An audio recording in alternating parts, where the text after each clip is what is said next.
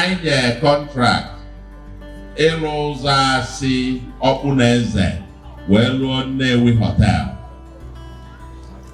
Wee ọzọkwa Isaho wee jebe to teaching hospital. Ụnọ ụzọ aga. Asị nka mbịa si contractor na officially ya bidozie ọlụ, mana ọ dịkwa ka obidogo ọlụ. Obidogo ọ na-agakwa na ọnya ka m bịara. Anụ m na ọ na-abụ mmiri zọọ ọtụtụ ndị n'akụkụ a akwapụ. Eziokwu ada aga bọsị m bịa ka nnene ụzọ a, maka ụzọ ọbụla m ga-alụ ana m ebu ụzọ jee ya ka m wee fụ etu ọ dị, welụfụ afụfụ ndị mmadụ na-ata n'ilu a.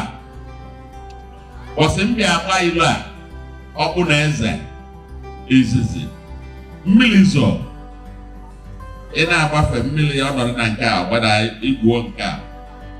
Ka anyị na-achọ ịbanye ụzọ a, o nwere shọpụ dị n'akụkụ ebe a. Ozugbo anyị na-abanye, ụmụ nwaanyị nọ ebe a na-akpa nkata. Ofuke wee sị onye nke ọzọ, hei, na ọ marọ na-ada ya ụzọ a maka m bịa tinye isi na dị ụzọ, ọ na-akọwala onye nọ n'akụkụ na ma marọ na-ada aga ụzọ aga. Ndị na-achọ isi ụzọ a wee beghezi ụzọ wee sị ya nọ ya ka m ji wee bịa ka m fụ ya ana anyị ga-alụ ya. Alụbago na ya alụbago ya ụlọ ọla ikele ya ka anyị bukọrọkwa jee chọba ebe ọzọ si lụọ nke a. Ajụ m ndị Nnewi, onye ịjụ ọrụ kedu the worst road dị na Nnewi? Ọ sịghị na Okpunoeze Bank Road. Ị jụọ Mr. A, ọ sịghị na Okpunoeze to Bank Road. Ị jụọ C, ọ sịghị Okpunoeze to Bank Road. Ejukwa ọzọ asịghị na Isaho to teaching hospital. Ada aga kpata na ọtụtụ ndị chetia ije teaching hospital o wee nwayọọ na-abịa lelie eziokwu.